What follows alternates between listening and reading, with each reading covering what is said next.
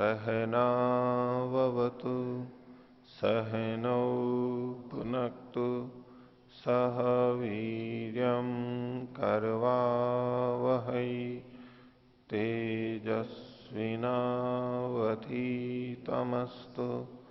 मा विद्विषावहै। ओम शांति शांति शांति। वेदांत दर्शन की 8वीं कक्षा, वेदांत दर्शन के प्रथम अध्याय के प्रथम पाद के 28 सूत्र तक पीछे हम देख चुके हैं। 28वें सूत्र में एक विषय प्रारंभ किया था, प्राणस तथा अनुगमात। प्राण शब्द के विषय में निश्चय कर रहे हैं कि अलग अलग 4 वाक्य हैं, उसमें प्राण से संबंधित बातें हैं, प्राण को लिखा गया है और वहां अलग अलग अर्थ लिए जाते हैं। तो वहां इन सब में इतनी भिन्नता होते हुए भी 4 वाक्य हैं, अलग अलग अर्थ प्रतीत हो रहे हैं, फिर भी उन सब जगह ब्रह्म ही अर्थ लिया जाता है। इसको बताने के लिए इन्होंने उन वाक्यादि का उल्लेख किया था और इस विषय में एक रूपता कैसे होगी, ब्रह्म का ही अर्थ कैसे होगा, ये विषय आगे 29वें सूत्र से प्रारंभ होगा। तो पिछले पाठ में से किन्हीं को कुछ पूछना है तो पूछ सकते हैं, पूछिए। ओम आचार्य जी, पृष्ठ संख्या 41, सूत्र संख्या 19।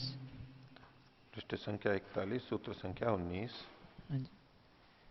सूत्र है अस्मिन् अस्य च तद्योगम शास्ति। तो इस सूत्र के द्वारा जीव आनंदमय नहीं है, ये कैसे सिद्ध होता है? तो अस्मिन का मतलब तो परमात्मा लिया था, उस परमात्मा में इसका आत्मा का योग या शास्त्र कहता है कि आत्मा का परमात्मा में योग होगा, मिलन होगा, संयोग होगा, उसमें स्थित होगा आत्मा। ये किस लिए कहा जा रहा है?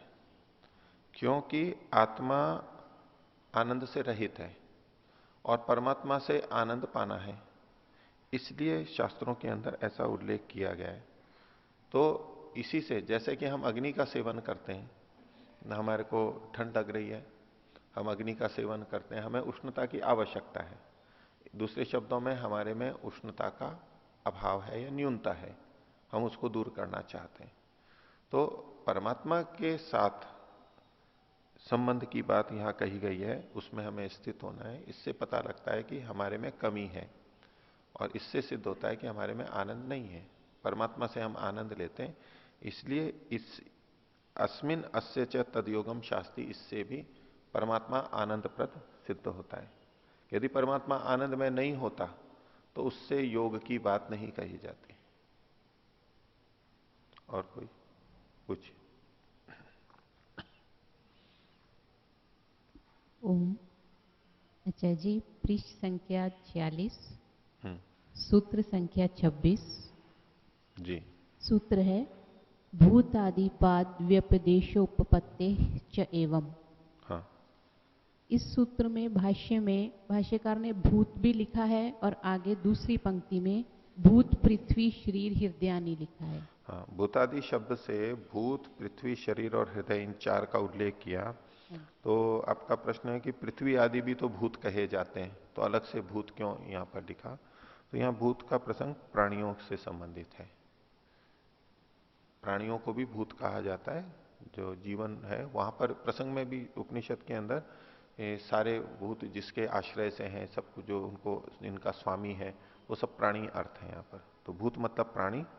अब पृथ्वी मतलब तो पृथ्वी आदि जो महाभूत है वो आ गए। उसमें केवल यहां पृथ्वी का ग्रहण किया गया है, एक ही भूत का। ठीक है, तो आगे देखते हैं।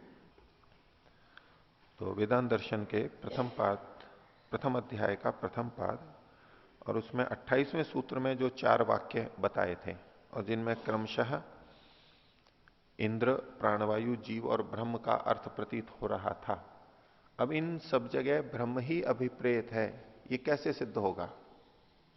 उसको अगले सूत्रों के अंदर बताया जा रहा है। तो सूत्र 29 की भूमिका है, तत्कथम इति प्रश्न पूर्वकम सूत्रकार आचार्य क्रमशः सूत्रैर विवृणोति। कैसे इन सब में ब्रह्म का ही ग्रहण होता है, इस प्रश्न पूर्वक सूत्रकार इसका विवरण दे रहे हैं। तो 29वां सूत्र है, न वक्तु आत्मोपदेशाद इति चेत अध्यात्म संबंध भूमा ही अस्मिन। तो इसमें न के बाद में एक अल्प विराम ले लेंगे। न मतलब नहीं, ये ठीक नहीं है। क्या ठीक नहीं है? कि इन चारों में प्राण शब्द से ब्रह्म का अर्थ लेना ये ठीक नहीं है। पूर्व पक्षी की तरफ से आएगा। पूर्व पक्षी पहले सिद्धांति का निषेध करेगा, वो न शब्द से कहा कि न, ये आपका कथन ठीक नहीं है। क्यों ठीक नहीं है? तो उसमें वो अपना हेतु दे रहा है। वक्तु आत्मोपदेशाद इति, वक्तु आत्मोपदेशात, वक्ता जो है उसके अपना कथन होने के कारण से, अपने लिए उपासना का उपदेश होने के कारण से, इति चेत, ऐसा यदि कोई पूर्व पक्षी कहे तो, ये सिद्धांति पूर्व पक्षी की बात को उद्धृत कर रहा है। तो पूर्व पक्षी ने कहा नहीं, ये सिद्धांति आपका कथन ठीक नहीं है कि सब जगह ब्रह्म का ही ग्रहण होगा। क्यों? क्योंकि जो वक्ता है वो अपने उपासना के लिए उपदेश दे रहा है। कैसे? तो वहां पर इंद्र ने कथन किया था। इंद्र ने प्रतदन देवोदास को उपदेश किया। क्या किया? कि प्राणो अस्मि, मैं प्राण हूं। तो मैं कौन? मतलब यहां पर इंद्र। और वो अपने लिए कह रहा है कि मेरी उपासना करो। माम आयु अमृतम इति उपासवा, मेरी उपासना करो। तो ये जो वक्ता है इंद्र, ये तो स्पष्ट ही है कि इस वाक्य का वक्ता इंद्र है। वहां आपने वचन से बता ही रखा है। तो वक्ता अपने उपासना के लिए उपदेश कर रहा है, कथन कर रहा है। तो यहां पर ब्रह्म की कोई संभावना ही नहीं है। सीधे सीधे इंद्र लिखा हुआ है।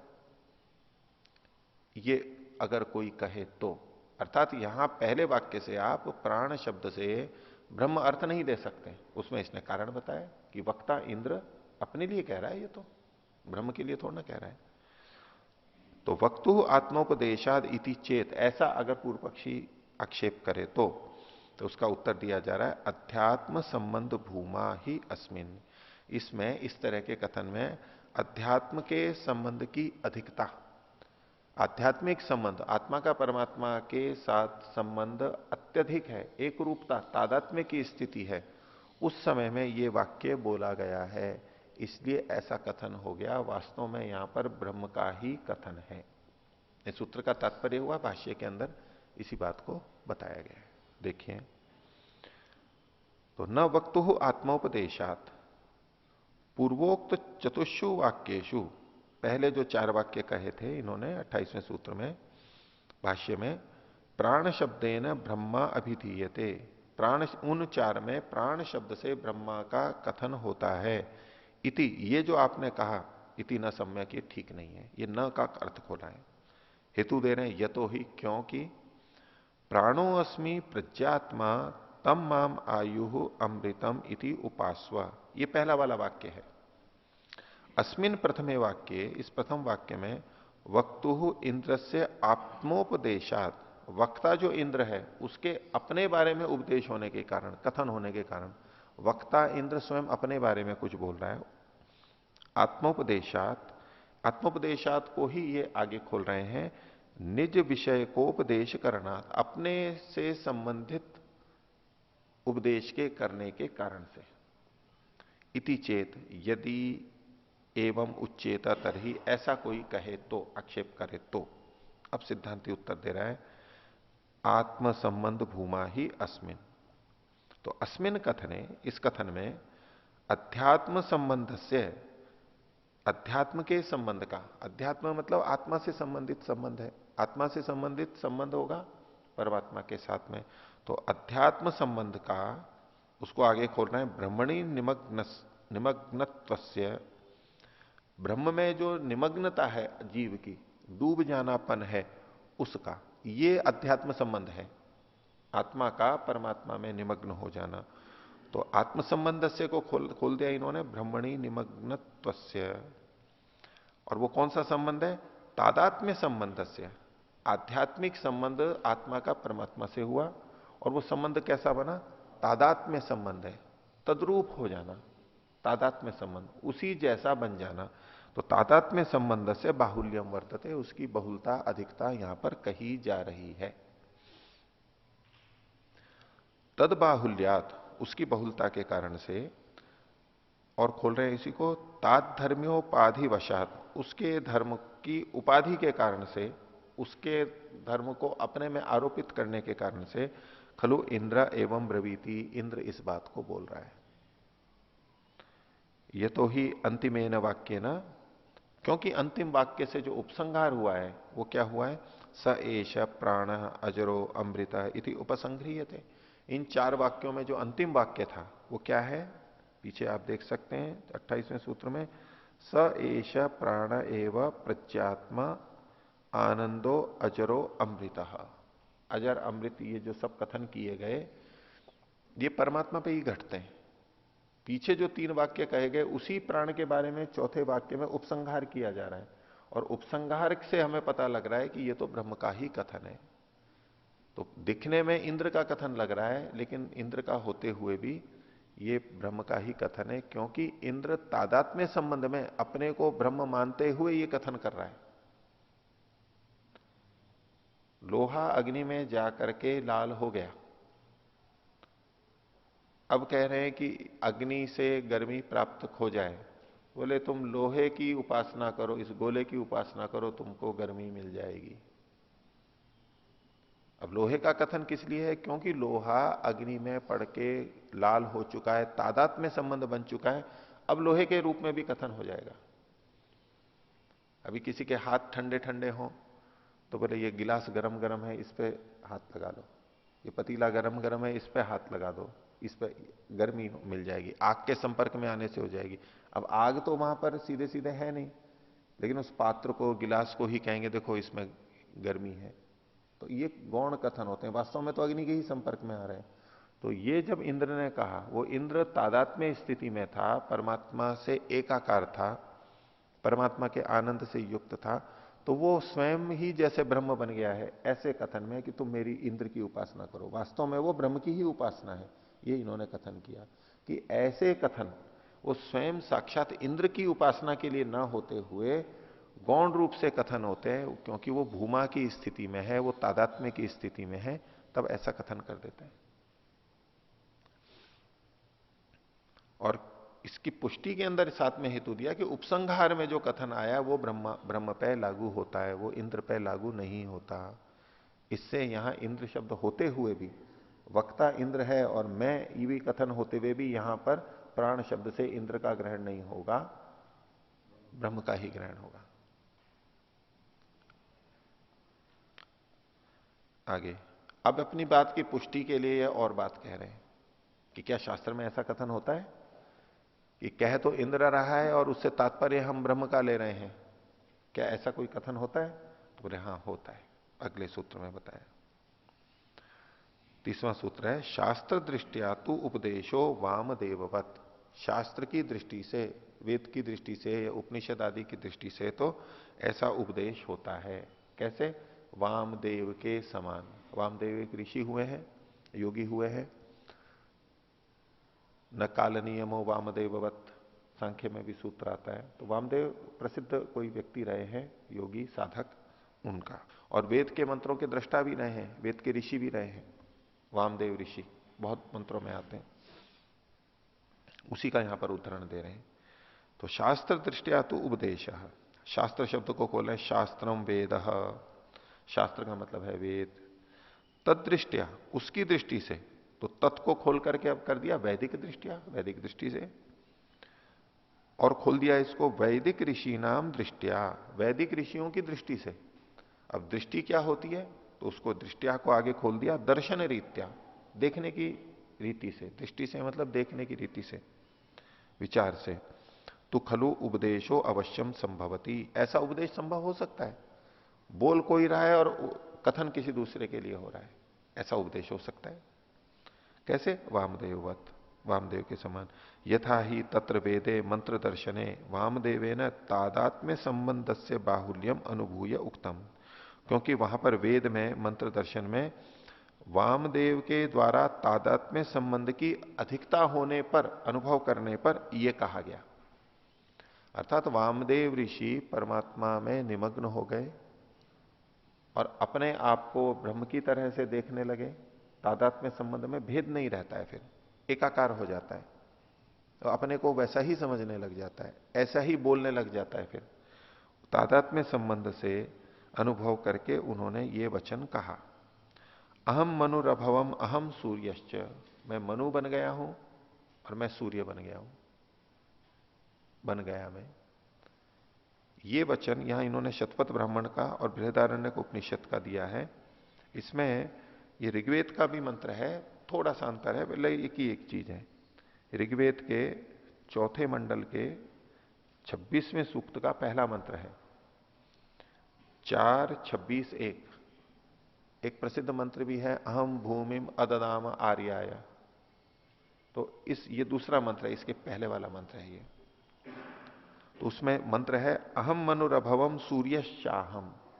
अहम का भेद है केवल आगे पीछे। अहम मनुरभवम, ये दोनों जो का तू है। यहां लिखा हुआ है अहम सूर्यश्च, वेद में लिखा हुआ है सूर्यश्चाहम। ये इतना सा अंतर है, अहम आगे पीछे, लेकिन वो के वही संकेत है। और इसका ऋषि वामदेव ऋषि है। और इसके आगे के भी एक दो सूत्रों के अंतर में वामम देवम इत्यादि वाम वाम शब्द कई बार आए हैं। तो ये इन्होंने उद्धरण किया कि अहम मनुरभवम अहम सूर्यश्च। अब ये मनु वास्तव में तो है नहीं, लेकिन वो कैसे कह रहा है कि मैं ये बन गया हूं, मैं सूर्य बन गया हूं, मैं ये बन गया हूं, ये कैसे कह रहा है? एक तादात्म्य संबंध से, एक रूपता से अपने आप को वैसा ही मान करके कथन शास्त्रों में मिलता है। ऐसे ही यहां जो इंद्र बोल रहा है कि मैं प्राण हूं, प्राणो अस्मि प्रज्ञात्मा, मैं प्राण हूं, ये परमात्मा की तरफ से बोल रहा है। ये परमात्मा की तरफ से बोल रहा है, वो स्वयं को वैसा समझते हुए बोल रहा है। कथन परमात्मा के लिए ही है। और मेरी उपासना करो, अमृतम इति उपासवम, उपासना करो मतलब ब्रह्म की उपासना करो। मैं अभी ब्रह्म रूप हूं और वो उस ढंग से कथन कर रहा है। तो ऐसा शास्त्रों में मिलता है, इसी प्रकार यहां भी समझना चाहिए। इसलिए यहां इंद्र वक्ता होते हुए भी, मैं का कथन होते हुए भी यहां पर ब्रह्म का ही ग्रहण होगा। यह भाषा इस तरह से है। आगे ये तो हुआ पहली पंक्ति की संगति। आगे के लिए देखिए, तो 31वें सूत्र में कहा, जीव मुख्य प्राण लिंगात न इति चेत। ये पूर्व पक्षी का भाग है। अगर पूर्व पक्षी ऐसा आक्षेप करे तो न, आपका कथन ठीक नहीं है। उपासा त्रय विद्यात आश्रितत्वाद इह तद योगात। अब पीछे जो हमने 4 वाक्य देखे थे, उसमें पहले वाक्य में तो इंद्र का ग्रहण हो रहा था, दूसरे में मुख्य प्राण का, तीसरे में जीव का और चौथे में ब्रह्म का। तो चौथे में तो ब्रह्म का है, उसमें तो कोई विवाद है ही नहीं, ब्रह्म सिद्ध ही है। प्रथम 3 की बात है। तो दूसरे और तीसरे वाक्य में किनका ग्रहण हो रहा था? तो उन्होंने कहा जीव मुख्य प्राण लिंगात न इति चेत। बोले वहां जो लक्षण दिख रहे हैं, उस वाक्य में जो लक्षण दिख रहे हैं, वो तो जीव के और मुख्य प्राण के हैं। वाक्य लिखा हुआ है, उसमें प्राण शब्द है, प्राण शब्द संदिग्ध हुआ है। इस प्राण शब्द से क्या ग्रहण करें? तो लक्षण या लिंग भी एक प्रमाण होता है। श्रुति, लिंग, वाक्य, प्रकरण, स्थान और समाख्या। तो लिंग जैसे हम पीछे देख रहे थे कि ये ज्योति शब्द है, या तो आकाश शब्द है, अंतः शब्द है, इसमें क्यों हम ब्रह्म का ही ग्रहण कर रहे हैं? तो उसमें आधार क्या था? लक्षण, लिंग आधार थे कि वहां उस तरह के चिन्ह हमें दिखाई दे रहे हैं। तो ये उसी का प्रयोग कर रहा है कि जीव और मुख्य प्राण के लिंग यहां दिखाई दे रहे हैं, तो उसी का ग्रहण करना चाहिए। इसलिए आपका यह कथन गलत है कि यहां पर ब्रह्म अर्थ लिया जाए। कैसे वहां पर लिंग है तो उसको अभी देखेंगे। तो जीव और मुख्य प्राण के लिंग से न इति चेत, कोई कहे आपका कथन ठीक नहीं है। क्या कथन ठीक नहीं है? कि इन 2 वाक्यों में भी ब्रह्म का ग्रहण होगा, ये कथन आपका ठीक नहीं है। इति चेत अगर कोई ऐसा कहे तो न, नहीं, ये आपका कथन ठीक नहीं है। आप जो ये निषेध कर रहे हो, मेरा खंडन कर रहे हो, ये ठीक नहीं है। क्यों? उपासा त्रय विद्यात, उपासना के 3 प्रकार का सिद्ध होने से, यदि आप यहां पर औरों का भी ग्रहण करते हो, जीव और मुख्य प्राण का भी ग्रहण करते हो, तो जीव की भी उपासना का ग्रहण होने लगेगा और मुख्य प्राण की भी उपासना का ग्रहण होगा, ब्रह्म की उपासना तो हो ही रही है, तो अनेकों की उपासना का दोष आ जाएगा, जबकि उपासना तो केवल एक ही की होती है। उपासा त्रैविध्यात, यानी उपासना की त्रिविधता का दोष आ जाएगा, फिर तो अनेक चीजों की उपासनाएं होने लग जाएंगी। ये दोष के रूप में कथन किया जा रहा है। प्रसंग, ये आसक्ति हो जाएगी, प्रसक्ति हो जाएगी। उपासा त्रैविध्यात, ये एक बात कही। दूसरा कहा आश्रितत्वात, और ये दो जो चीजें हैं ये भी तो ब्रह्म पे ही आश्रित हैं, ब्रह्म पे आश्रित होते हुए इनका कथन होता है, तो ये तो स्वयं आश्रित है। इनका जो आश्रय है, इनका भी जो आश्रय है, उपासना तो उसकी की जाएगी जो सबका आश्रय है। इसलिए ये स्वयं अपने आप में दूसरों पे आश्रित है, यानी ब्रह्म पे आश्रित है, इसलिए इनकी उपासना नहीं हो सकती। इनके आश्रित होने के कारण से इसलिए भी ये यहां दो ग्रहण नहीं हो सकते, क्योंकि यहां उपासना करने की बात कही जा रही है। इससे सिद्ध होता है कि वास्तव में उपास्य तो एक ही है, ये अन्य प्रमाणों से सिद्ध है। उपास्य केवल एक ब्रह्म है। तो जब इनका कथन किया जा रहा है तो ये जिस पर आश्रित है, इनका जो आश्रय है उसी का इनके माध्यम से ग्रहण होगा, ये तो उपास्य हो ही नहीं सकते। तो दूसरा हेतु था इन्होंने आश्रितत्वात्, यह च तद योगा, और यहां पर उसका योग होने के कारण से, इसको भी यहां पर आगे सिद्ध करेंगे। यहां पर आत्मा में परमात्मा का योग, तदयोग, ये शास्त्र कहता है इस दृष्टि से भी।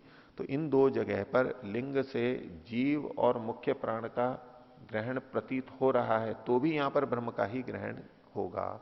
ये सारी बात सूत्र के अंदर कही गई, इसी को भाष्यकार अब खोलेंगे तब और स्पष्ट होगा। भाष्य देखिए, जीव मुख्य प्राण लिंगात न इति चेत, ये एक वाक्य हुआ। इसके भाष्य में खोल रहे हैं द्वितीय वाक्य। पहले वाक्य के बारे में तो पूर्व में चर्चा हो चुकी है 29 और 30वें सूत्र में, मुख्य रूप से 29वें में, 30वें में उसका उदाहरण दिया गया। तो अब दूसरे वाक्य के, तो द्वितीय वाक्य मुख्य प्राण लिंगम, मुख्य प्राण का लक्षण दिखाई दे रहा है। तृतीय वाक्य जीवलिंगम अवभासते, तीसरे वाक्य में जीव का लक्षण यहां पर अवभाषित हो रहा है, प्रतीत हो रहा है।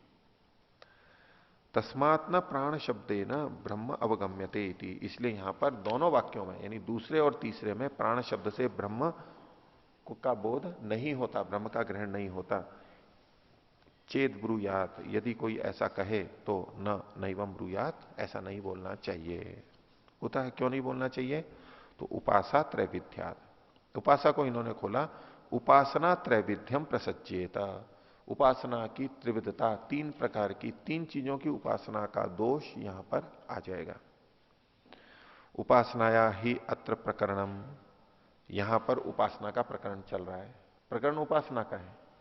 और ब्रह्मैव उपासनायाम, ब्रह्मैव उपासनाय अभीष्यते, ब्रह्म एव उपासनाय अभीष्यते, और उपासना के लिए विशेष रूप से इष्ट कौन होगा? ब्रह्म ही होगा, ब्रह्म ही उपासना के लिए गृहीत होता है। न च मुख्य प्राण जीव उपास्यतया क्वचित अभिप्रेयते, मुख्य प्राण और जीव कहीं पर भी उपासना के रूप में अभिप्रेत नहीं है। आप यहां से ले रहे हो ये तो विचारणीय बात है, लेकिन और कहीं उपासक उपासना के लिए कि वो उपास्य के रूप में अभिप्रेत कहीं नहीं कहे गए हैं। आश्रितत्वात, ये तदाश्रितत्वात है, तत् तो वैसे ही इन्होंने लिख दिया है, ये तो आश्रितत्वात सूत्र की दृष्टि से देखेंगे, तत् हटा देंगे। आश्रितत्वात ये हेतु दिया।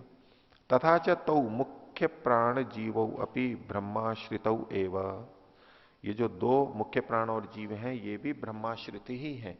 सूत्र में जो आश्रितत्वात हेतु है उसको खोल रहे हैं। कथम नाम आश्रयम विहाय आश्रितस्य उपासनम विधीयेता, जो इन दोनों का भी आश्रय है, तो आश्रय को छोड़ करके आश्रित की उपासना की जाए, ये कैसे हो सकता है? युक्ति दे रहे हैं, तर्क दे रहे हैं। कोई उपासना करेंगे तो आश्रय की ही करेंगे, आश्रित की नहीं करेंगे। जो एक कहानी आती है, वो एक फकीर राजा के पास गया, राजा ने कहा कि राजा बहुत देता है, तो राजा के पास गया, तो राजा को देखा कि वो भगवान के स्मरण में उपासना में बैठा है और हाथों को यूं कर रखा है कि भगवान मुझे दो। वो देखता रहा कि भाई ये यूं कर रहा है। तो जब उठा उपासना से, पूछा कि आप क्या मांग रहे थे? बोले मैं खुदा से ये मांग रहा था, ये मांग रहा था, भगवान से ये मांग रहा था। तो बोले ठीक है, फिर मैं भी उसी से मांग लूंगा। बोले आप तो मेरे से लेने आए थे। बोले जो खुद दूसरे से मांग रहा है तो मैं भी उसी से ही मांग लूंगा ना। तो ये जो जीव और प्राण की बात कही, ये स्वयं आश्रित है, इनका आश्रय परमात्मा है। तो हम उपासना तो इसलिए करते हैं कि उसका सहारा लेना चाहते हैं। तो इनका भी जो सहारा है, आश्रय है, उसी की सीधी उपासना की जाएगी। इसलिए उपास्य के रूप में केवल ब्रह्म ही स्वीकार्य है। जीव और प्राण को, मुख्य प्राण को और जगह उपास्य नहीं माना गया है। इस आधार से भी यहां पर ब्रह्म का ही ग्रहण होगा। भले ही हमें यहां पर जीव और मुख्य प्राण के लिंग दिखाई दे रहे हैं, पर यहां ग्रहण तो जीव का ही, ब्रह्म का ही होगा, क्योंकि उपास्य के रूप में वही स्वीकार्य है और उपासना का प्रसंग चल रहा है।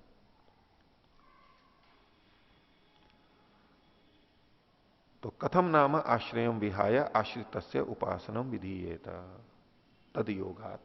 अब ये तीसरा हेतु दिया जा रहा है, तद योगात। खोल रहे हैं, उपासका अपि खलु तस्य ब्रह्मण एवं योगम संबंधम स्वात्मनि वांछन्ति। उपासक लोग भी उस ब्रह्म का योग यानी संबंध ही अपनी आत्मा में चाहते हैं, उस परमात्मा से ही मेल करना चाहते हैं। जितने उपासक हैं वो परमात्मा से ही जुड़ना चाहते हैं। तद दर्शनम अभिलषंति, उसके दर्शन को, उसके साक्षात्कार की इच्छा करते हैं। इति हेतोश्च प्राण शब्दों अत्र ब्रह्मा विधायक एवं। इन हेतुओं से प्राण शब्द यहां पर ब्रह्म का ही अभिधायक है। तो यहां पर लिंग भले ही था, लेकिन जो अर्थ लिंग से हम प्राण और जीव को ले भी रहे हैं, लेकिन जो बात कही जा रही है वो उनमें घट ही नहीं रही है। अभिधा से वहां घट ही नहीं रहा है। हम लिंग से जो अर्थ ले रहे हैं वो वहां घट ही नहीं रहा है, असंभव है। इसलिए हमें अभिप्रेत दूसरी चीज का ग्रहण करना पड़ रहा है, और वो ब्रह्म ही हो सकता है। अब जो विवाद होते हैं तो ऐसे ही हो जाते हैं कि ये वचन में तो देखो ये लिखा है, आप ये अर्थ क्यों ले रहे हो? भाई ये यहां संगत ही नहीं हो रहा है, इसलिए दूसरा अर्थ लेना ही होगा। और ये तात्पर्य में कथन होता है, भाषा ऐसी होती है।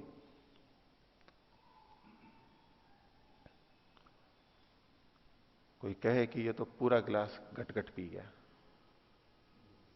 पूरा गिलास घट-घट पी गया। गिलास पिया जाता है कभी? गिलास लोहे का है, कांच का है, स्टील का, जिसका भी है, गिलास तो पिया नहीं जाता है। बोले नहीं, उस समय के लोग कुछ ऐसे होते थे, या उस समय ऐसे गिलास बना करते थे जो कि पी लिए जाते थे। जैसे कि बर्तन आजकल बनते हैं, वो खाए जाते हैं, खा भी जाते हैं। कैप्सूल खाया जाता है, और वो आजकल शीतल मिठाई खाते हैं ना, आइसक्रीम, वो जो चावल का कौन बना हुआ होता है, तो बर्तन है ना, उसमें डालते हैं। जिनको पता नहीं हो वो तो अंदर अंदर का खा के उसको फेंकेंगे, जिन्होंने कभी देखा नहीं हो तो। क्योंकि परंपरा तो यही है कि वो चीज डाल के दी गई है, उसको खाएगा कैसे आदमी? लेकिन वो भी साथ में खाया जाता है, खा करके छोड़ दिया जाता है। और वो विदेशी की तो सुनी रखी है आपने कि भारतीय लोग थाली को भी तोड़ तोड़ करके खा जाते हैं। वो एक आदमी बाजरे की मक्की की रोटी हाथ में रख करके ऊपर सब्जी रख करके खा रहा था। तो वो विदेशी ने सोचा कि ये तो प्लेट है, तो बोले प्लेट को तोड़ तोड़ करके और खाते हैं यहां पर। तो कभी आश्रय को भी खाया जा सकता है, उस तरह के कथन हो सकते हैं। गौण कथन हो गए, जहां पर संभव नहीं है उस तरह से हम ऐसे ऐसे अर्थ घटा सकते हैं। तो यहां संभव ही नहीं है, इनकी उपासना ही नहीं होती है, इसलिए उसी को लेना चाहिए। आगे देखिए, तद योगात, तो उपासक लोग भी उसी के संबंध को चाहते हैं। ये तीसरा हेतु हो गया। आगे, एवं कृत्वा ही, ऐसा करके ही, अर्थात जब हम ऐसा अर्थ लेंगे तब ही। चार वाक्यों में से प्रथम तीन वाक्यों में ब्रह्म अर्थ ही लिया जाएगा, जब हम ऐसा करेंगे तब ही। इति कृत्वा ही चतुर्थे वाक्य अस्य उपसंहारो भी विद्यते। चौथे वाक्य में इन सबका उपसंहार कथन भी किया गया है। क्या? स एष प्राण एव प्रज्ञात्मा आनंदो अजरो अमृता। तो वह, वो प्राण ही प्रज्ञात्मा है। अब जिन प्राणों की चर्चा आ रही है, कह रहे हैं कि स एषा प्राण एव प्रज्ञात्मा, ये प्राण ही प्रज्ञात्मा है। अब प्रज्ञात्मा का क्या मतलब है, उसको खोल रहे हैं। जस्तु जीव चेतनत्वात्, इसे प्रज्ञ में जो ज्ञ शब्द है, तो ज्ञ मतलब जानने वाला। ये ज्ञ कौन है? जस्तु जीव, आत्मा है। क्यों?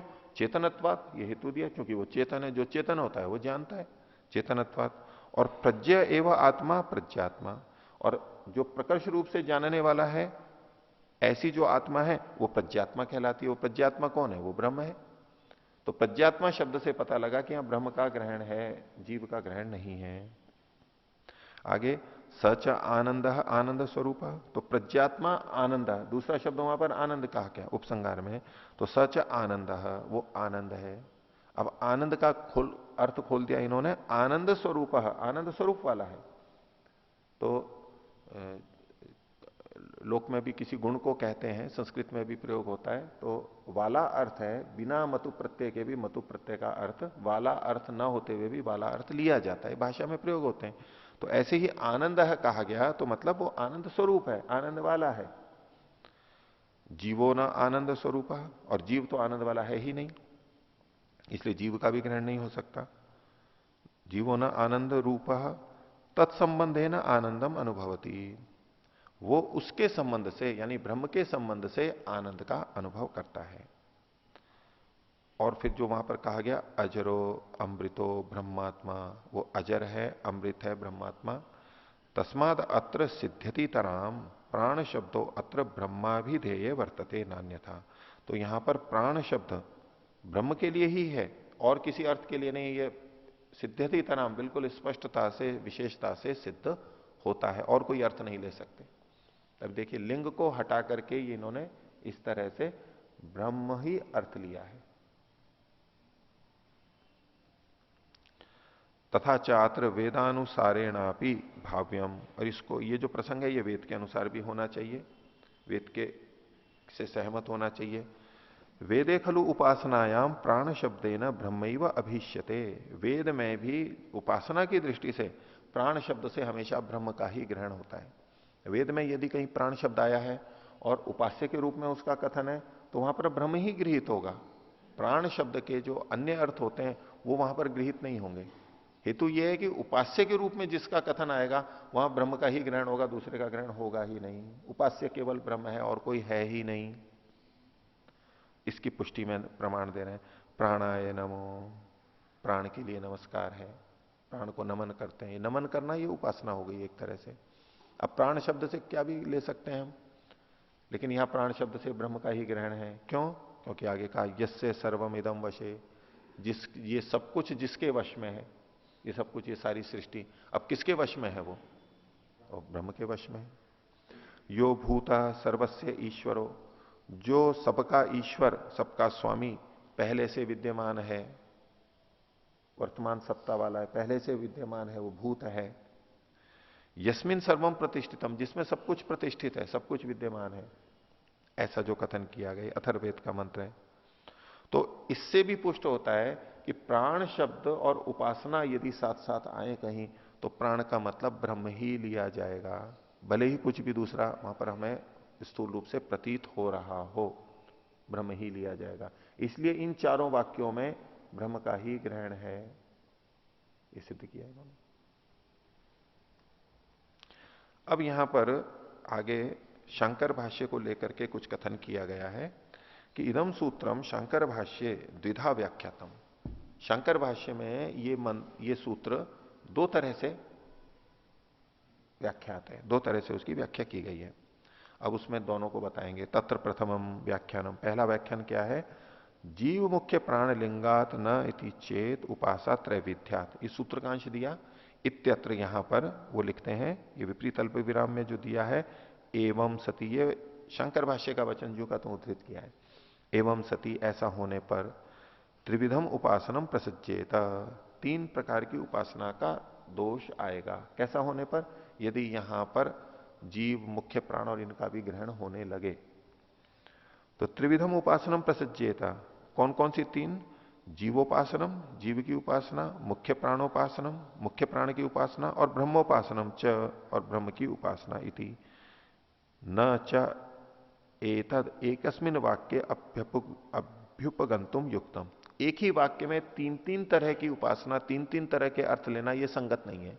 शंकराचार्य जी ये कह रहे हैं, ये सारा एक ही वाक्य है, दिखने में तीन वाक्य हैं लेकिन अनेक वाक्य मिलकर के भी उसकी एक वाक्यता बन जाती है। एक अर्थ को कहने वाले होते हैं, तो इसलिए वो एक वाक्यता ही कहलाती है। जैसे एक गद्य होता है हिंदी में या किसी भी भाषा में, उसमें हम छोटे छोटे अनेक वाक्य लिखते हैं, लेकिन सब मिलाकर के वो एक ही चीज के बारे में वर्णन कर रहे होते हैं।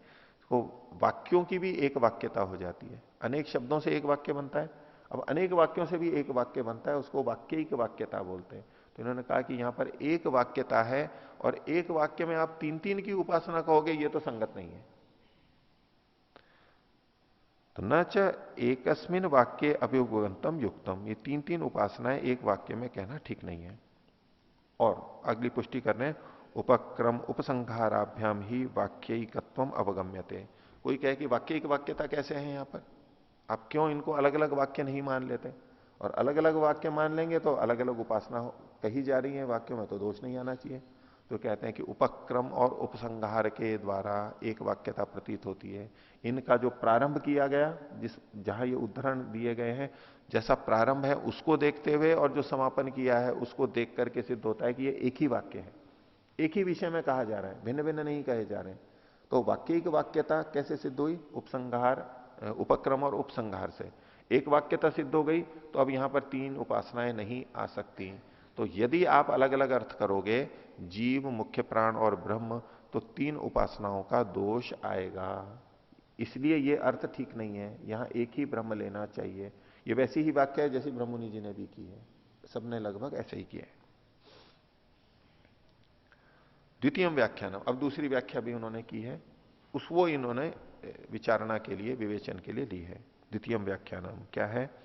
अथवा न उपासा त्रैविध्यात आश्रितत्वाद इह तद योगात। इतना ये सूत्र का भाग लिया। इति अस्य अयम अन्यो अर्थ, इतने भाग का दूसरा अर्थ है क्या? न ब्रह्म वाक्ये भी जीव मुख्य प्राण लिंगम विरुद्धते। ब्रह्म के वाक्य में भी जीव और मुख्य प्राण का लिंग भी विरुद्ध नहीं होता है।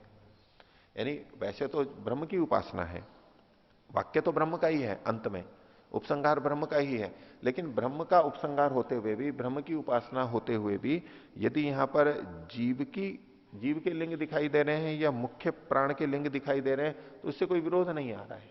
क्यों नहीं आ रहा है? कथम? बोले उपासा त्रैविध्यात। बोले उपासना तो तीन प्रकार की होती है, तीन प्रकार की उपासना मान लेंगे तो कोई दोष नहीं है। पहले वाले अर्थ में क्या कहा गया था? तीन प्रकार की उपासना का दोष आने के कारण से यह नहीं होना चाहिए। अब दूसरे ढंग से अर्थ किया जा रहा है तो क्या, कोई बात नहीं, तीन प्रकार की उपासना कही जा रही है यहां पर। उपासा त्रैविध्यात त्रिविधम यह ब्रह्मोपासनम विवक्षितम। यहां पर ब्रह्म की उपासना तीन तरह से कही गई है। उपासना तो ब्रह्म की ही की जा रही है, लेकिन तीन तरीके से ब्रह्म की उपासना की जा रही है, इसलिए कोई दोष नहीं है। त्रिविधम यह ब्रह्मोपासनम विवक्षितम। किस रूप में तीन का? तो प्राण धर्मेण स्वधर्मेण च, प्राण के रूप में और अपने धर्म के रूप में। एक तो ब्रह्म के रूप में ब्रह्म की उपासना, वो तो एक हो ही जाएगा। एक प्राण के धर्म के रूप में ब्रह्म की उपासना, और एक स्व यानी जीव के धर्म के रूप में ब्रह्म की उपासना। तो ऐसे तीन तरह से ब्रह्म की उपासना की जाएगी, होती है ऐसी। ये शंकर भाष्य कहा। अब इस पर ये विवेचना लिखना है, अत्र उभयत्र व्याख्यानयो परस्पर विरोधो विद्यते। ये दो जो व्याख्यान किए इनमें परस्पर विरोध है।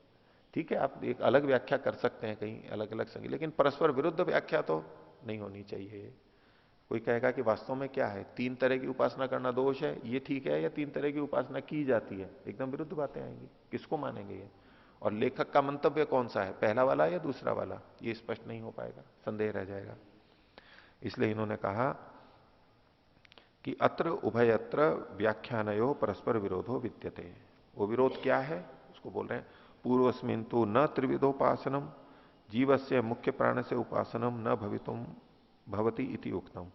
पहले वाले अर्थ में तो त्रिविध उपासना और उसमें जीव की और मुख्य प्राण की उपासना नहीं होती है, ये कहा गया। और उत्तरस्मिन त्रिविधोपासनम, इसमें वी जोड़ लीजिए, त्रिविधोपासनम लिखा है, त्रिविधोपासनम। उत्तरस्मिन त्रिविधोपासनम जीवोपासनम मुख्योपासनम अपनी स्वीकृतम। तीन प्रकार की उपासना और उसमें जीव और मुख्य प्राण की उपासना भी स्वीकृत कर ली गई है। एवं सूत्रार्थ संशयिक परस्पर विरुद्ध कृता। इस प्रकार से ये उनके द्वारा किया गया सूत्रार्थ संदेह वाला और परस्पर विरुद्ध कर दिया गया। अन्यच्च, और दूसरी बात कह रहे हैं, विवेचना कर रहे हैं शंकर भाष्य की। अन्यच्च शंकर भाष्य सूत्र क्रमादपि वैपरीत्यम उपलभ्यते, सूत्र के क्रम से भी विपरीतता प्रतीत होती है। कैसे, वो आगे बता रहे हैं। सूत्र क्रमस्तु, सूत्र का क्रम क्या है, प्राणस तथा अनुगमात। तो तदत्र सूत्र, इस सूत्र में खलु इंद्रलिंग जीवलिंग मुख्य प्राणलिंगेशु भासमानेशु वस्तुतः प्राण शब्दों विद्यमानो ब्रह्मवाचक तस्य ब्रह्मण एवं उपासनम न इंद्र जीव मुख्य प्राण, इंद्र जीव मुख्य प्राणानाम उपासनम अस्ति इति सूत्र क्रम पक्ष शास्त्र पक्षोवा। तो ये जो प्राणस तथा अनुगमात है, इसमें क्रम क्या है, अगर हम क्रम भी देखेंगे तो तदत्र सूत्रे, फिर से अर्थ देखिए, खलु इंद्र का लिंग है, जीव का लिंग है और मुख्य प्राण का लिंग है। ये यहां पर हमें दिखाई देता है। ये जो 4 वाक्य थे, इनमें अंतिम में तो ब्रह्म का आया, पहले में इंद्र का लिंग आ रहा है, दूसरे में प्राण का लिंग आ रहा है, तीसरे में जीव का लिंग आ रहा है। ये भाषित हो रहा है वहां पर। तो वस्तुतः प्राण शब्दों विद्यमानो, प्राण शब्द वहां विद्यमान होता हुआ ब्रह्म का वाचक है।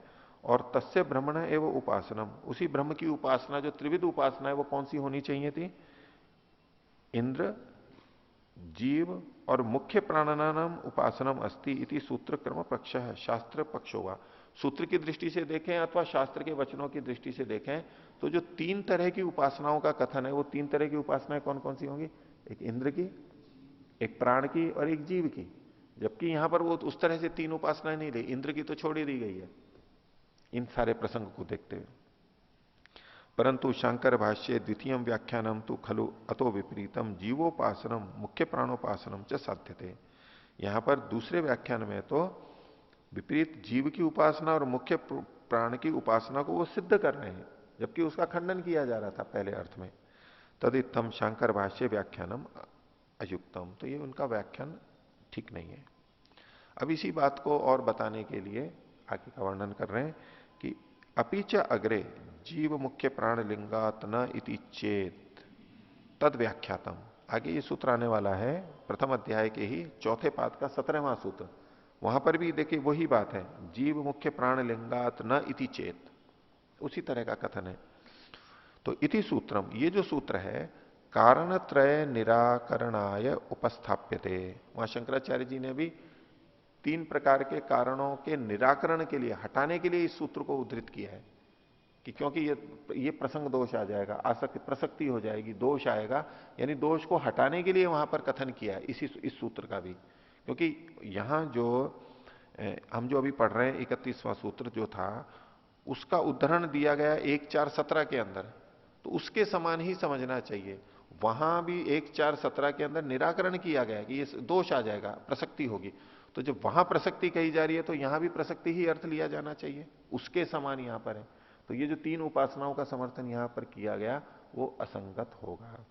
तो इति सूत्रम कारणत्रय निराकरणाय उपस्थाप्यते, ये निराकरणाय ये यहां पर मुख्य कहना चाहते हैं। तच्च अत्र, वो यहां पर यानी 1:1:31 में जो हम सूत्र पढ़ रहे हैं, इदम उपस्थित सूत्रकृत निराकरणम इव प्रदर्श्यते, इस सूत्र में किए गए निराकरण के समान वहां कहा गया है कि इसका निवारण उसके निवारण के समान हो जाएगा। तो दोनों सूत्र निराकरण के लिए होंगे और ये जो सूत्र है ये भी निराकरण परक ही होगा। ये जो उपासना त्रैविध्य वाला कथन है, इसमें 3 उपासनाओं की प्रसक्ति यानी उनके निराकरण की दृष्टि से ही कथन माना जाएगा, तब वहां पर भी संगत होगा। यहां 3 उपासनाओं की स्वीकार्यता का कथन कर रहे हैं, तो वहां अब तद्वत करेंगे तो वो संगत नहीं लगेगा, उस प्रसंग में तो घटेगा ही नहीं यहां पर। तो तदा तु उपासना त्रय विधान परम व्याख्यानम शंकर भाष्य मृषैव अस्ति इति विज्ञेयम। तो इस प्रकार से उपासना 3 तरह की उपासना के विधान परक जो व्याख्यान किया, यानी जो दूसरी व्याख्या उन्होंने की है वो तो मृषैव यानी तो मिथ्या है, ठीक नहीं है। तो पहली वाली व्याख्या उनकी स्वीकार करते हुए ये चल रहे हैं। हो गया यहां तक। तो ये प्रथम अध्याय के प्रथम पाद का समापन हुआ। अब दूसरा पाद प्रारंभ करते हैं कि ब्रह्म ही उपासना के लिए है, ये बात इसको सिद्ध करने के लिए और बात कह रहे हैं। तो प्रथम अध्याय के दूसरे पाद का प्रथम सूत्र, सर्वत्र प्रसिद्धोपदेशात। सर्वत्र मतलब सब जगह पे, सब जगह मतलब सब शास्त्रों के अंदर प्रसिद्ध का उपदेश होने से, जो प्रसिद्ध है उसका उपदेश होने से, या तो उपास्य के लिए जो कथन है वो बहुत ही स्पष्ट है। दो तरह से इसकी व्याख्या करेंगे प्रसिद्ध शब्द को लेकर के। भाष्य देखिए, सर्वत्र खोल रहे हैं, न केवलम कौशित की ब्राह्मणोपनिषदि ही पूर्व पादांत प्रचर्चितम ब्रह्मोपास्यम मंतव्यम। ये ब्रह्म की उपासना का जो पीछे हम चर्चा कर रहे थे अंतिम वाला, वो कौशिकी ब्राह्मण उपनिषद के वचनों को लेकर के कर रहे थे, 4 का। तो ये कह रहे हैं कि केवल कौशिकी ब्राह्मण उपनिषद के पूर्व पाद के अंत में, यानी प्रथम पाद के अंत में जो चर्चित ब्रह्म की उपासना है वो उतना ही नहीं समझना चाहिए। फिर क्या करें, किंतु सर्वत्र, सब जगह पे, सर्वत्र शास्त्रेषु उपासना प्रकरणेषु च, सब जगह सब शास्त्रों में उपासना प्रकरण में यही समझना चाहिए। इधर जो इन्होंने प्रसंग उठाया था, उद्धरण जो कौशिकी ब्राह्मण के दिए थे, तो कोई इस पूरे प्रकरण को केवल उन वचनों तक ही सीमित रख सकता है कि देखो इसको, इन वचनों को उठाया, इनकी विवेचना की कि यहां पर सब जगह प्राण का मतलब ब्रह्म है, और केवल इन्हीं वचनों के अंदर, अन्य जगह नहीं लगाएंगे, ऐसा कोई इसका तात्पर्य ले सकता है। तो कह रहे हैं कि ये यही नहीं है, जहां जहां भी उपासना का प्रसंग है वहां सब जगह पर ब्रह्म का ही ग्रहण होगा, अन्य ग्रंथों में भी, अन्य वचनों के अंदर भी। तो ये तो एक प्रतीक के रूप में समाधान लिया गया, इसको तो सब जगह घटाना है। तो कहा किंतु सर्वत्र शास्त्रेषु उपासना प्रकरणेषु, क्यों, प्रसिद्धोपदेशात उपास्यत्वेन ब्रह्मण उपदेश प्रसिद्ध। उपास्य के रूप में ब्रह्म का ही उपदेश प्रसिद्ध है। प्रसिद्धोपदेशात का मतलब है जो प्रसिद्ध उपदेश है। किसकी उपासना करनी चाहिए, ब्रह्म की करनी चाहिए, सब जगह यही प्रसिद्ध है, ब्रह्म की उपासना करनी चाहिए, ब्रह्म की उपासना करनी चाहिए, और किसी की नहीं। तो ये उपदेश तो बहुत प्रसिद्ध है, इससे भी सिद्ध होता है। उपास्यत्वेन ब्रह्मण उपदेश प्रसिद्ध तस्मात्, ये प्रसिद्ध की, प्रसिद्धोपदेशात की एक व्याख्या हुई। अब यदवा करके दूसरी व्याख्या कर रहे हैं, क्या, प्रसिद्ध से उपास्यत्वेन प्रतिपाद्यमान से ब्रह्मण उपदेशो विद्यते। अब प्रसिद्ध का अर्थ किया होना, प्रसिद्ध का मतलब है उपास्य के रूप में प्रतिपाद्यमान का, प्रसिद्ध से अर्थात उपास्यत्वेन प्रतिपाद्यमान से ब्रह्मण उपदेश, ब्रह्म का उपदेश किया गया है। जो सबसे अधिक प्रसिद्ध है, जो सबसे अधिक योग्य है, जो सबसे अधिक श्रेष्ठ है, वही उपासना के योग्य होता है। तो ब्रह्म का उपदेश विद्यमान है। तस्मात् अन्यत्रापि संदिह्यमानेषु स्थलेषु, इसलिए अन्य भी संदिह्यमान स्थलों में, शास्त्र के वचनों में जहां जहां संदेह उत्पन्न होता है, ब्रह्मैव केवलम उपास्यम विज्ञेयम, मात्र ब्रह्म ही उपासना के योग्य समझना चाहिए। ये निर्णय कर रखा है। जहां कहीं उपासना का विषय आएगा, शब्द चाहे आकाश हो, चाहे प्राण हो, चाहे कोई हो, वह ब्रह्म ही गृहीत होगा। ये भाषा की शैली है, अन्य शास्त्रों से निर्णय है, ये मीमांसित कर दिया गया। अब जब हम फिर कई बार उपनिषदों में देखते हैं, कहीं ब्रह्म की, कहीं सूर्य की उपासना कही गई, कहीं कुछ कही गई, कहीं कुछ कही गई, और वहां सब जगह यही संगति लगेगी कि उनके माध्यम से ब्रह्म की ही उपासना की जा रही है। वहां पर ब्रह्म की उन शक्तियों की उपासना की जा रही है। हम जब प्राची दिग्ग्नि मनसा परिक्रमा में करेंगे तो प्राची दिशा के अलग अलग देवता, अधिपति और सबका गुणों का वर्णन करते जा रहे हैं। अब फिर दक्षिण के अंदर आ गए, वहां अलग नाम आ गए, फिर पीछे चले गए, सब दिशाओं में हम कर रहे हैं, ये अलग अलग देवता है, भी उपासना की जा रही है, उसको नमन किया जा रहा है, सब जगह वो एक ही है, उसके अलग अलग गुणों का केवल कथन है। तो ऐसा ही शास्त्र में सब जगह समझना चाहिए। तद्यथा, अब भाष्यकार इस बात को उदाहरण के साथ समझाना चाह रहे हैं। जैसे कि सर्वम खलविदम ब्रह्मा, ये छंदोग्य का वचन है, तो सर्वम खलविदम ब्रह्मा, ये सब कुछ ब्रह्म ही है, महान है। जैसे कि सब कुछ ब्रह्म ही ब्रह्म है, परमात्मा ही है, इन सब जगह परमात्मा ही विद्यमान है। तज्जलानिति शांत उपासिता, शांत होकर के क्या उपासना करे, जल, तज्जलान इति, जल अन, इस रूप में उपासना करे। पीछे उपनिषद में हमने पढ़ा था इसको। तो ज का मतलब है जन्म देने वाला, उत्पत्ति करने वाला। ल मतलब लीन करने वाला, लय यानी नाश या प्रलय करने वाला। और अन मतलब जीवन देने वाला, धारण करने वाला, वही है जन्माद्यस्य यतः। ये सब कुछ ब्रह्म है, और इसकी किस रूप में उपासना करें, कि यही उत्पत्ति करता है, यही धारण करता है और यही विनाश करता है, इस रूप में उसकी उपासना करे, इसको उस रूप में स्वीकार करे कि जो ये सब करता है उसकी उपासना कर रहे हैं, वो ब्रह्म है। तो तज्जलान इति उपासित, उपासना का प्रकरण आ गया। आगे फिर कहा अथ खलु क्रतुमय पुरुष, ये जो पुरुष है ये क्रतुमय है, क्रियाशील है, कर्म करने वाला है। यथा क्रतु अस्मिन लोके पुरुषो भवति, इस लोक में ये जिस तरह के कर्म करने वाला होता है, तथा इतः प्रेत्य भवति, यहां से मर के जब दूसरी जगह जन्म लेता है वहां भी वो वैसा ही बनता है, जैसा यहां कर रहा है वैसा ही वहां पर भी बनता है। सक्रतुम कुर्वीता, इसलिए वो कर्म करे, यहां कर्म करे, अच्छे अच्छे कर्म करे, ताकि आगे भी वैसा ही बना रह सके। ये छंदोग्य उपनिषद का वचन है। अब इसके अंदर संदेह खड़ा किया जा रहा है। अत्र संदेहते, ये संदेह कर रहे हैं, यदत्र उपासित क्रियाया उपास्यम किम वस्तु, यहां पर उपासित पढ़ा है, इति शांत उपासित, शांत होकर के उपासना करे। भाई उपासना तो करे, लेकिन किसकी उपासना करे? इन वाक्यों में उपास्य के रूप में किसको कहा जा रहा है, ये प्रश्न हुआ। तो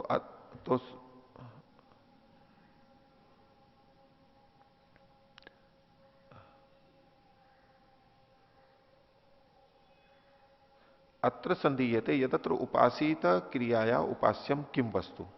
अब वो क्या क्या हो सकते हैं उसकी चर्चा की जा रही है कि इदम सर्वम जगत उपास्यम, ये सारा जगत उपासना के योग्य है। क्योंकि सब पहले क्या कहा था, सर्वम खलु इदम ब्रह्म, सर्वम खलु इदम, ये जो सारा है, तो ये जो सारा है, इसी को ब्रह्म कहा जा रहा है, इसी की उपासना करनी चाहिए। ये जो जगत है सारा, यही तो ब्रह्म है, तो उपासना किसकी करनी चाहिए? इस सबकी। ये जो इदम खलु सर्वम इदम, ये जो सारा का सारा है, जगत है, इसकी उपासना करनी चाहिए। एक अर्थ को ये निकाल सकता है। तो इदम सर्वम जगत उपास्यम, ये सारा जगत उपास्य ही होगा। यदवा अथवा स्वस्वरूपम उपास्यम, या हमें अपने रूप की यानी आत्मा की उपासना करनी चाहिए। क्यों? क्योंकि यहां पर जो ये क्रतु वाली बात आ गई है, दूसरा वाक्य, अथा खलु क्रतुमय है पुरुष है, क्रतुमय पुरुष तो हम स्वयं है, जीव हैं, तो क्या इसकी उपासना करनी चाहिए? तो उभयम ही वाक्य अस्मिन उपलभ्यते, ये दोनों ही बातें इस वाक्य में मिलती हैं। कैसे? तो उदाहरण दे रहे हैं, सर्वम खल्विदम इति वचने न जगत, सर्वम खल्विदम से तो जगत का ग्रहण हो रहा है, और क्रतुमय पुरुष इति कथने न स्वस्वरूपम, क्रतुमय जो पुरुष है वो कौन है? हम जीव हैं। ये दोनों का ग्रहण यहां पर हो रहा है। तो अत्र इदम प्रतिविधीयते, यहां पर अब इसका खंडन किया जा रहा है, स्पष्टीकरण किया जा रहा है कि यहां इनका ग्रहण होगा या नहीं होगा, जगत का या जीव का अपना ग्रहण होगा या नहीं उपास्य के रूप में, उसका समाधान किया जा रहा है। न खलु जगत उपास्यम नैव च स्वस्वरूपम उपास्यम केवलम ब्रह्मैव उपास्यम, ये अपना सिद्धांत दे रहे हैं कि जगत कभी भी उपास्य नहीं होता है और हमारा अपना रूप भी कभी उपास्य नहीं होता है, केवल ब्रह्म ही उपास्य होता है। कुतः, क्यों? हेतु क्या है? यतः सर्वत्र शास्त्रेषु उपासना प्रकरणेषु वा ब्रह्मैव उपास्यम विधीयते, क्योंकि सब जगह पे, सब शास्त्रों में, शास्त्रों का मतलब सब उपासना के प्रकरणों में ब्रह्म ही उपास्य के रूप में विहित है। किमर्थम तरी सर्वम खलविदम जन्म वचने न जगत वर्णनम, बोले ठीक है, अगर ब्रह्म ही उपास्य है तो सीधा कह देते ब्रह्म की उपासना करनी चाहिए। ये सर्वम खलविदम कह के जगत का चर्चा क्यों चला दिया आपने? यहां पर व्यर्थ है ये। तो इसलिए जगत सर्वम खलविदम कहा गया, इसका मतलब है तो जगत ही लेना चाहिए, ये आक्षेपकर्ता का तात्पर्य है। तो किमर्थम तरी सर्वम खलविदम वचने न जगत वर्णनम, जगत का वर्णन क्यों किया? और अथ कथम ही क्रतुमय पुरुष कथने न जीव वर्णनम कृतम, तो क्रतुमय पुरुष से जीव का वर्णन भी यहां क्यों किया? जबकि उपासना का प्रसंग चल रहा था तो केवल ब्रह्म का वर्णन करते। उच्यते, अब इसका उत्तर दिया जा रहा है, सर्वम खलविदम इति कथनम तो तज्जलान इति जगतो विवरणार्थम, ये सब कुछ, ये जो सर्वम खलविदम ब्रह्म कहा, ये कथन तो तज्जलान इति जगतो विवरणार्थम, इस जगत के विवरण के लिए है कि ये जो जलान इति उपासिता, इस ब्रह्म को कि उत्पत्ति करता है, धारण करता है और नाश करता है, ये जो जलान की तरह से उपासना करनी है, ये किसके संदर्भ में? तो इस सारे इस जगत के रूप में, इस जगत की उत्पत्ति स्थिति और प्रलय जो करता है, इसलिए यह वर्णन करना पड़ा। तो तज्जलान इति जगतो विवरणार्थम यदिदम सर्वम जगत, ये जो सारा जगत है, तस्मात ब्रह्मणो जातम, उस ब्रह्म से उत्पन्न हुआ है। जातम ये ज से हो गया, तस्मिन लयशीलम, उसमें लयशील है, ये ल से आ गया, और तस्मिन अन इति चेति च इति, और उसमें वो जीवन को प्राप्त करता है, धारण होता है, ये अन से हो गया। तदत्र नाना विधे जगति मनुष्यो न विभ्रमम गच्छेत, तो इस नानाविध जगत में, ये विभिन्न प्रकार का जो जगत है, इसमें मनुष्य भ्रांति को प्राप्त ना हो, न विभ्रमम गच्छेत, किंतु लेकिन शांत सन, शांत होकर के, अस्य जगत कारण रूपम, इस जगत का जो कारण रूप है ब्रह्म, उसको अविस्मरण न भूलता हुआ, तदेव उपासीता इति, उसी की उपासना करे, इति ब्रह्मोपासने हेतु निर्देश कृत, ब्रह्म की उपासना में हेतु का कथन किया गया है। ये जो सब कुछ दिखाई दे रहा है, जिसके प्रति हम आकर्षित हैं, ये भी ब्रह्म से व्याप्त है, ये भी ब्रह्म से निर्मित है, ये समझ करके इसकी उपासना कर ले। आगे, क्रतुमय पुरुष इति कथनम तो उपासनाया फल प्रदर्शनार्थम, ये जो मनुष्य क्रतुमय है, अजीव का कथन किया गया, ये उपासना को के फल को बताने के लिए कथन किया गया। कैसे? यतो ही पुरुषो, अर्थात मनुष्य, पुरुष का मतलब यहां पर मनुष्य लिया। क्रतुमय, ये क्रतुमय है, क्रतुमय को खोल रहे हैं, संकल्पमय है, संकल्प वाला है। अस्ति यथा संकल्पवान अस्मिन लोके भवति, जिस तरह का संकल्प इस लोक में होता है उसका, तथा इतः प्रेत्य फलवान भविष्यति, यहां से मर के जब दूसरा जन्म लेगा तब उसी तरह के फल को वो प्राप्त करेगा, फल वाला होगा। ब्रह्मोपासना परो मनुष्य अस्मिन लोके चेत भवति, यदि इस लोक में मनुष्य ब्रह्म की उपासना परक होता है, ब्रह्म की उपासना करता है, तरही इतः प्रेत्य ब्रह्मानंद मोक्षम व प्राप्स्यति इति, और तो यहां से मर के बाद में वो ब्रह्म के आनंद को यानी मोक्ष को प्राप्त करेगा। इति स्पष्टम फल निर्देशो ब्रह्मोपासनायाम अपरो हेतु रुकता, ये स्पष्ट ही फल का निर्देश ब्रह्म की उपासना के अपर हेतु को बताने के लिए कहा गया है। फल को बताते हुए भी हम ब्रह्मोपासना का हेतु देते हैं, इससे ये लाभ होगा, इसलिए ये ऐसा करना चाहिए, तो उस फल को बताने के लिए कहा कि एक क्रतुमय पुरुष है, जैसा यहां है वैसा ही मरने के बाद होगा। यहां यदि वो मन को शुद्ध पवित्र कर लेता है, ईश्वर के आनंद को प्राप्त कर लेता है, तो मरने के बाद भी वो ईश्वर के आनंद को प्राप्त कर लेगा। इसके कथन के लिए ऐसा कहा गया है। यहां न तो जगत की उपासना का कथन है और न ही जीव की उपासना का कथन है, स्वयं की अपने जीव की उपासना का कथन है। उपासना का कथन है वो केवल और केवल ब्रह्म की उपासना का कथन है। तो न केवल कौशितिकी में, बाकी सब जगह भी ऐसा ही उल्लेख मिलता है, तो सर्वत्र प्रसिद्धोपदेशात्। अब इसकी पुष्टि के लिए कुछ और भी बातें यहां पर कहेंगे, इस भाष्य को हम